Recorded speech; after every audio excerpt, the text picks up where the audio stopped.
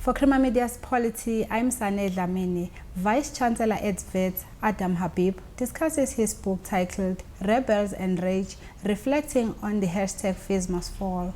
So this book narrates the events of the hashtag Feesmustfall protest, which was the biggest since the dawn of our democracy. Can you unpack the protest for us and the issues that students wanted resolved?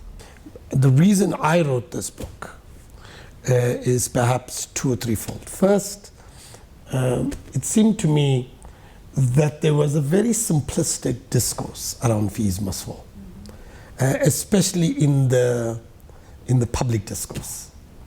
And it was kind of two very extreme views on Feesmustfall. The first was that largely from layers who romanticized the protests, largely progressives, who saw this thing as a struggle between saints and sinners. Students being the saints. This is the re-emergence of the student movement. It is so fantastic that they energized and they active citizens, and the cause that they represent is an important one. And in that view, the opposite were a bunch of neoliberal state actors, and vice-chancellors were mere bureaucratic apparatchiks in this. While there's an element of truth in that, it didn't capture the nuances, the complexity of the struggle. On the opposite extreme was the alternative view. The alternative view was the students are just demanding everything for free. They are a marauding bunch of protesters who don't know any better, that they need to be dealt with firmly and in a disciplined way. And that's a more conservative interpretation. And frankly, to be honest, both were wrong in important respects. Firstly, there is no doubt that the students, there was a legitimate cause, that the costs of higher education had become too expensive. It is something that we had said, it is something that many commentators and many stakeholders had made this point for many, many years. So there was a legitimacy to the struggle, and the conservative approach to it was wrong. At the same time, the students did actually behave inappropriately. So it was perfectly legitimate to protest. It was completely illegitimate to try and burn down university buildings. There was no doubt that an anarchic fringe had captured parts of that movement and was intent on utter destruction. It was just a free-for-all. These protests, like anything else in society, need to be critically analyzed. And the problem with most progressives is they forgot the critical part of it, and they were romanticizing this protest. And so in a sense, that had to be challenged. Also, both these positions didn't reflect the complexity and the nuances of the struggle. So many individual executives of higher education actually agreed, like I did, that the students had a legitimate cause. We disagreed with the tactics. We disagreed with the strategies of students. But we agreed that this was a legitimate cause, and I publicly, on record, having said this throughout. Because I say something's legitimate doesn't mean I have to then lay down and agree to everything else, including the burning of institutions of higher learning. That's just nonsensical. It just suggests that we've suspended our thinking faculties. So in a sense, my desire to write this was to actually say, there's a different perspective for you to see. And I think that given my position as Vice-Chancellor of WITS, but also as Chairperson of University South Africa, I brought an angle to this in a way that others wouldn't have been able to see. In part, because my positions forced me to confront trade-offs and the implications of the various choices. Because I could bring information to the discourse that others didn't know. the engagements with the minister, the engagements with the Department of Higher Education and Training, the arguments between the vice chancellors, the engagements with the president, President Zuma in that case. And so what I did is write a book that is part memoir, part a reflection of what can be done to fix the challenge. So up to chapter 7 or 8 is really a story about what happened, who did what, when, how, and all of that. Chapter 8 really is how you could fix higher education, how you could finance it, and how free education could be done, because the existing models are not appropriate. And it explains why, and it suggests how that can be done. And then chapter 9, if you say, focuses on what are the lessons for struggle. I'm sure that Feesmustfall is not going to be the last social struggle we're going to have. There are going to be many struggles, and there are lessons to be learned from Feesmustfall. Lessons about how not to overplay your hand, what worked, what didn't, what mistakes. And ironically, I give you those lessons from the opposite side, because in a sense, I was the decision maker that had to make the decisions in managing this protest. And so in a sense, I speak about why social mobilization is important, but under what conditions it can work. I speak about why violence doesn't work in a democracy and how it's a stupid thing to do. I speak about duplicity and how political activists say one thing and they do another, and how that kind of politics is eroding the very integrity of our political society. You've said through the Feesmustfall protest, the students achieved in just 10 days what vice chancellors had been advocating for at least 10 years. Why do you think it took government so long to pay attention? Well, I'll say two things about that. So firstly, that proves, in a sense, that the story is much more complex than a bunch of very conservative people on the one side and a bunch of radicals on the other. Because why, if I was, then why would I admit that they've achieved in 10 days what vice chancellors had been debating in 10 years? I said two things. The reason higher education, that we reached the point that we did with fees, is because government's per capita subsidy had begun to decline. So what government did in 1994 is it said we want to ensure that we deracialize higher education. So what did it do? It took a system that was meant for 400,000 people and they increased it to 1.1 million students. So they just, now, of course, they made more investments, but they didn't have enough money. So they started reducing the per capita subsidy, the amount of money per student that they were investing in the universities were coming down. So in the early 1990s or late 80s, we would have been getting 75% of our subsidy would have been coming from government at WITS. By 2015, we had fallen to about 40%. So in a sense, as you're bringing in poorer students and as you're bringing in black students, ironically, you're reducing the very amount of money that you're giving the institutions to train them. And so in a sense, what universities did to compensate is they started increasing fees. Because you had two choices. You had the choice of either compromising on quality, reducing the amount of staff, reducing the quality of books, reducing the laboratories, getting rid of equipment. You had that option. Or you had the option of starting to increase fees. And so people concerned about quality began to increase fees. And so in places like WITS, UCT, etc., we started increasing fees by double digits. And so after, if you simply took it, after 15 years, 20 years, you had priced out higher education. Now we knew that this was a problem. In fact, a lot of vice chancellors before me were saying this system's not going to work. This business model does not work for higher education. We need to fix this. And government carried on taking the complacent position. Well, you know, why should we invest in it? Look at the amount of people failing. We don't need to invest. And so the per capita subsidy began to decline. What happened in 2015 was for the first time, or not for the first time, but in a most dramatic way, it emerged in what are the urban research-intensive institutions of our country. It emerged at WITS, it emerged at UCT, it emerged at Pretoria, it emerged at UJ, it emerged.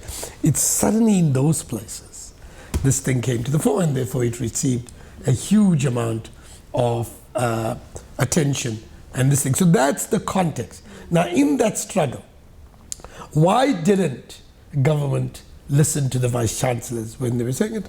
Well, because the vice chancellors are intra-institutional actors. So what do? They spoke and they spoke and they spoke and they spoke. That's what it is. What did the students do? The students mobilized. They took to the streets. They put thousands and tens of thousands of students both on the streets of Cape Town and on the streets of Pretoria, but they put them down in Johannesburg and every other major town in this country. And in that context, government got a hell of a skrik. And that made the difference. Now, in the book, I therefore say actually the social mobilization of students was a very progressive act. But social mobilization does not have to be violent. In 2015, there were small scuffles, but it wasn't predominantly violent. In 2016, it had become violent, and it had begun to target arson, burning down of institutions, etc. That is something that is problematic. So I think the big difference was the social mobilization, the peaceful social mobilization, not the violent social mobilization. I think when the violent social mobilization happened, then the incentive structure emerged to actually take action and start dealing with the rogue elements within this movement. You also believe that former President Jacob Zuma's fees concession was merely the first step in the broader struggle for free education. Can you unpack that for us? There's two parts to that conversation. The first was when the students demanded free education. This was, they've always rhetorically demanded it. But to be honest, the real argument, I remember the SRC, for all of the talk about free education, when we were debating in 2015, they weren't arguing for free education. They were saying they wanted it below 9% or below 10%. That's what they wanted it. And the argument that they were saying was, if you have it above 10%, it's symbolically. This thing, if you bring it below, that's what they were arguing. When the protests emerged, they were taken by surprise at how extensive it was. And so in a sense, they took the position that said, fairly, I would have done the same. Actually, it should be no fee increase. And that's the concession that Zuma makes in 2015. In the book, I say very clearly, on Wednesday when I get called, Friday the decision was made. On Wednesday, the students had marched onto Parliament in Cape Town. And there had been police action and all of that. And officials of the presidency phoned me and said, what do you think? Because I was chair of this thing and the president wants to meet. And I said, well, you want my advice? I think the students have a legitimate demand. I think you should make the concession. But the universities are not going to pay for it. Government has to pay for it, because this is where this problem was created by government itself. So I think that's the big thing. The second, and so that was the first thing, the kind of first major concession Zuma makes, was that government will pay for the fee increase. In 2016, at the beginning, students changed the argument and say, it's no longer no fee increase, we now want free education. And that's the big shift that happens between 2015 and 2016. When Zuma makes the concession at the end of 2017, he says it will be free for everybody who has a family income of less than 350,000 rand. And it's free tuition, it's free accommodation, and it's free subsistence. Basically what they're doing is they're giving a scholarship that will cover the comprehensive course. Now, that he believed, because he was being misled, believed that would cover 90% of the students. Firstly, it doesn't. It covers between 40 and 45% of the students. In a place like Forte or Venda or the University of Zululand, it covers probably something like between 70 and 85% of the students. In a place like Wits, it covers only 22% of our students. So, and let's say another 20% can pay for themselves. So effectively about 58, 60, 62% of our students are what we now call the missing middle. And in a sense, there's no concession to them. There's no assistance to them because they don't qualify for NSFAS. They're too rich for NSFAS, but they're too poor to pay for the higher education. So that problem still remains. Now, in the Hare Commission, there was a recommendation that said, why don't we at least provide loans for this thing to resolve this? Zuma turned that concession down. But in the process, what he landed us up with is hasn't sorted out the missing middle. And that's the big, big challenge. So has Feesmustfall, has it enabled free education? No, it hasn't. It's it's increased the scholarship scheme, a comprehensive scholarship scheme for those who are the real poor. But the lower middle classes and the middle classes, the children of the teachers, policemen, all of those guys, civil servants, etc., for them, the problem remains. And ironically, Feesmustfall, the epicenter of that protest, was not what happened at Wits and UCT and UJ and related places. The epicenter, it wasn't a working class revolt. Whatever the rhetoric of activists, they kind of say anything. It was really a middle class revolt to say this is unacceptable. And that's not what the challenge has been addressed. And therefore, the problem in a sense remains. Can you also unpack the importance of expanding the TVET colleges in the post-schooling arena? So I think that that's important. I think that if you want to fix higher education, fees is one part of it. The second and the far more important part, or as important part, is the importance of differentiating our system. No successful higher education system anywhere in the world is a homogeneous system. It is not a one and the same thing for everybody. Basically, what you need in a higher education, a post-secondary education system, is a differentiated system. You need research-intensive universities that produce masters and PhDs and knowledge. You need undergraduate teaching institutions that do some research, but also produce first-degree graduates and professionals. You need some specialty institutions that focus on vocational and other training. You need FETs and vocational colleges that really produce a whole series of technical skills that the economy requires. And you need all of this to happen. And what do you need to make sure is that the people who start at one end, if they want to end at the other end, they are entitled to move between these institutions. That's what we haven't done sufficiently. We've done it by default rather than by explicit design. And that's something that we're going to ask ourselves. Should all our universities be producing PhDs? Why?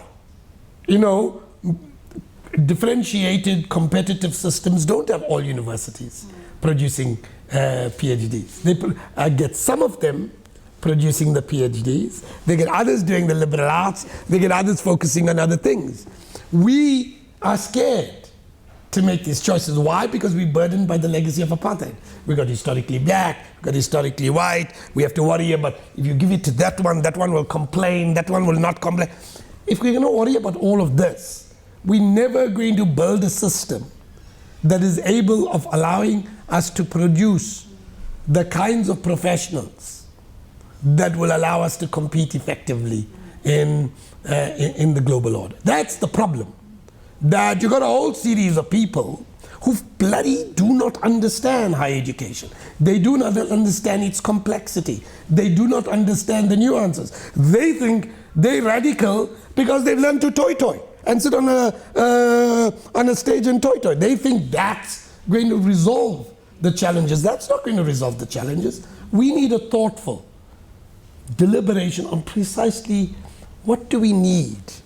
So what kinds of skills we need in a society, what kinds of institutions that can provide the skills, how are we going to finance it, and how are we going to underwrite the trade-offs that are going to play out.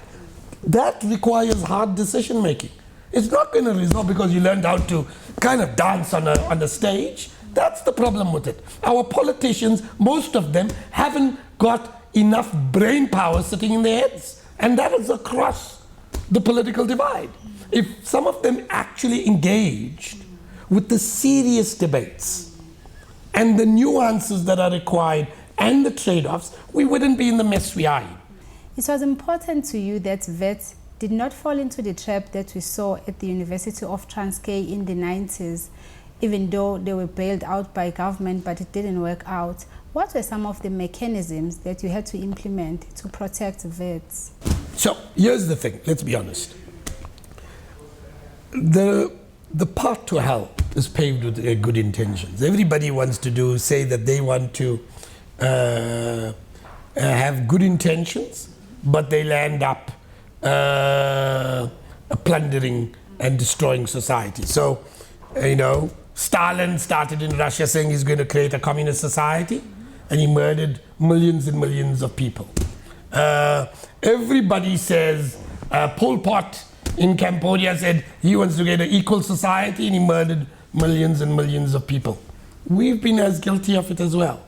Jacob Zuma spoke about radical economic transformation, and he allowed the Guptas to walk away with billions of rands and plundered all of our institutions, from ESCOM to all, Denel to all of them, in complete crisis. The EFF talks about a radical economic transformation, and then they kind of go wild in VBS, and everybody talks a good talk.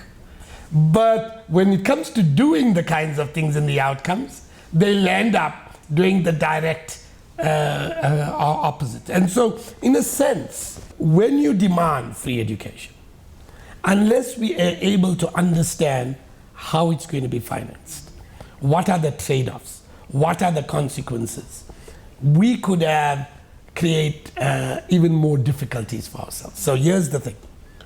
Jacob Zuma passed a decision on covering between 40 to 45% of the students in the end of 2017. In 2018, what did we do? We increased the VAT by 1%. Who ends up paying the vast majority of the VAT? Poor people in our society. Go to any government department, you'll see postgraduate scholarships are being cut. You'll see early childhood development funding is being cut. You'll see there's cuts across the divide, right? And ironically, who's paying for it? The very poor and the most vulnerable in our society, the children of our society. Why? Because politicians did not have the courage to make hard trade-offs and to be honest and to put an honest set of deliberations in front of our electorate and say, here are the options, here are the possibilities, here are why we're making our decisions. They'll spin around, but not deal with the real issue. So what was my big challenge? My big challenge was, you say you want free education, but if I allow you to get away with what you were doing, and in 2016, what were students saying? They're saying, we want a shutdown of the entire system, and if we shut down for the entire system, we want you to shut down until government gives free education. What that means is that nobody will qualify at the end of the year. It means there'll be no doctors. It means there will be no accountants. There will be no professionals. Now, if you're a young 22-year-old, you say this is very radical and very cool. But when there's no doctors and somebody is dying in a hospital, then who is to blame for that?